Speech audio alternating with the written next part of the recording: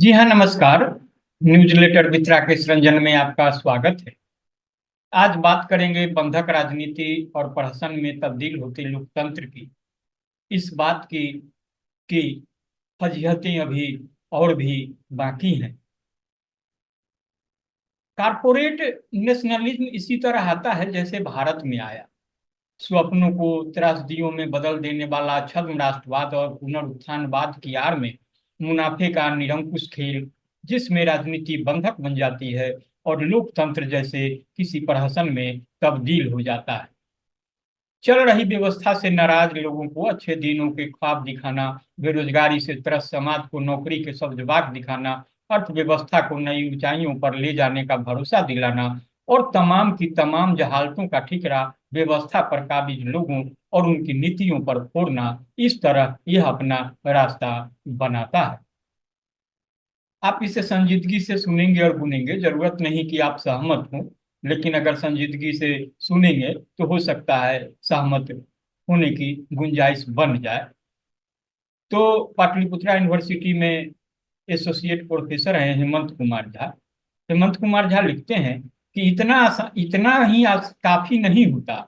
Corporate nationalism को अपने पांव पसारने के लिए एक ऐसे प्रायोजित नायक की जरूरत होती है जिसके छद्म छवि निर्माण से जनता को भ्रमित और चमत्कृत किया जा सके, ताकि उसे लगे कि हमारा उद्धार करने वाला आ गया है, कि हमें उसका खैर मकदम करते हुए अपने सिस्टम की चाबी उसे सौंप देनी चाहिए।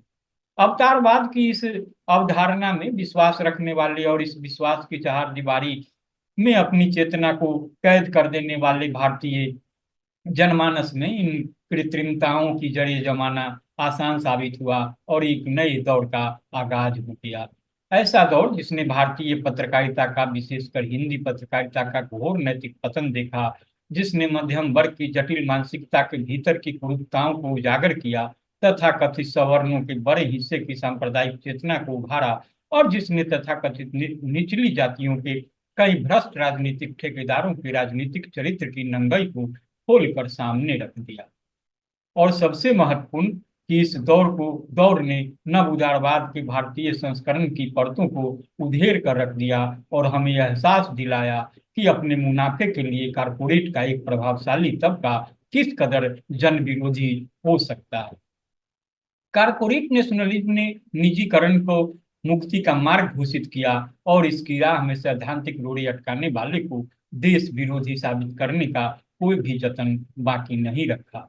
90 के दशक से ही निजीकरण की महिमा मंडल ने मध्य वर्ग को बेहद उत्साहित कर रखा था और 10 वर्ष के मनमोहन काल में बढ़ी समृद्धि ने इस वर्ग की आकांक्षाओं को जैसे पंख लगा दिए थे। इन्हीं पंखों पर चढ़कर कारपोरेट नेशनलिज्म ने अपनी ऊंची उड़ान भरी, जिसे जमीन पर रेंगता आर्थिक रूप से निम्न तबका हसरत भरी निगाहों से ताकता रहा।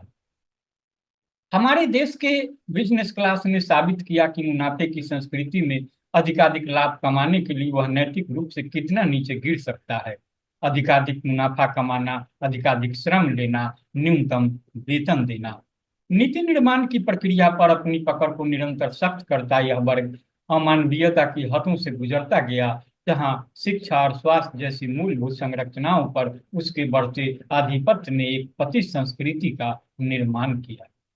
जब हम नव उदारवाद के भारतीय संस्करण की बातें करते हैं तो हम इसके चरित्र को यूरोप और अमेरिका से अलग कर दिखने की कोशिश करते हैं। लोकतांत्रिक अधिकारों के प्रति जागरूक और पढ़े लिखे देशों में निजी उपक्रमों पर नियामक संस्थाओं का कठोर नियंत्रण होता है और वे निर्धारित मानकों की उपेक्षा नहीं कर सकते। हमारे देश में ये उपक्रम तय मानकों को धत्ता बताने में बिल्कुल भी गुरेज नहीं करते, जबकि नियामक इकाइयां न्यूनतम मानकों के स्पष्ट उल्लंघन पर भी अक्सर विदेशों के मंच सरीखा एक्ट करती नजर आती है। ऐसा हर क्षेत्र में है, जिस कारण हमारे देश में निजीकरण संगठित लूट का एक माध्यम बन गया है।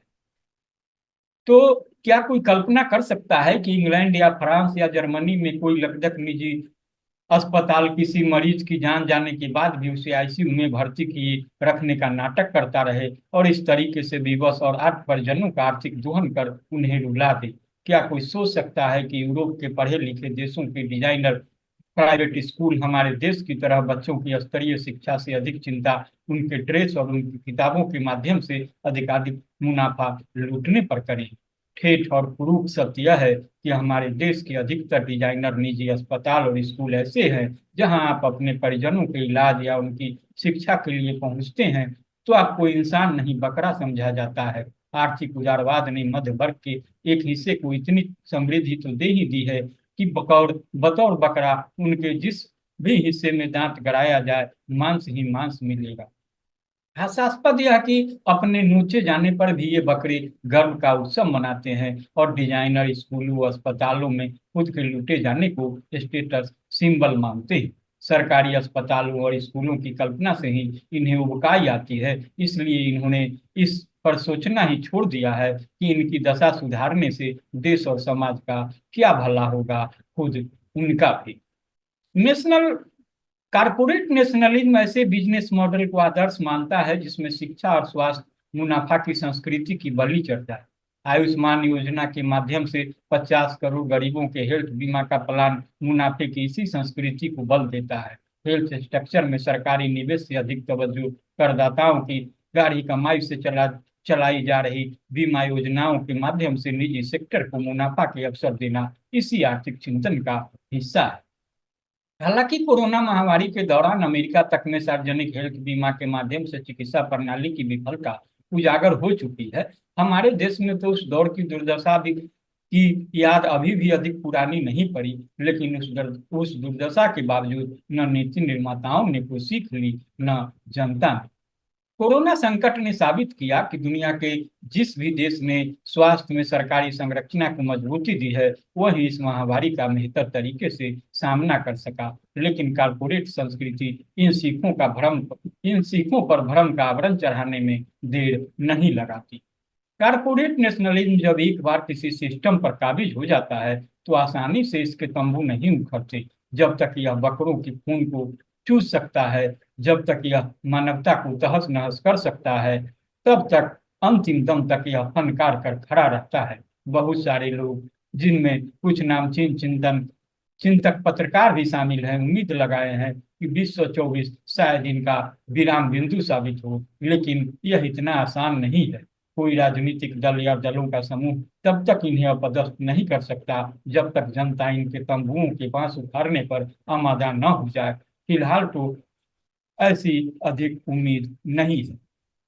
नौकरी और अच्छे भविष्य, अच्छी अर्थव्यवस्था और अच्छे दिनों के आश्वासनों के पुल पर चढ़कर आया नेशनलिज्म और ठेठ सांप्रदायिकता को अपने औजारों की तरह यूज करते कारपोरेट राज को असल चुनौती किसी राजनीतिक दल से नहीं, जनता से ही मिलती है। और इसके कनात तब उखड़ते हैं जब तक चतुर त्राहि त्राहि नहीं मच जाती और बिलबिलाती जनता विरोध में मुठ्ठियां नहीं कस लेती।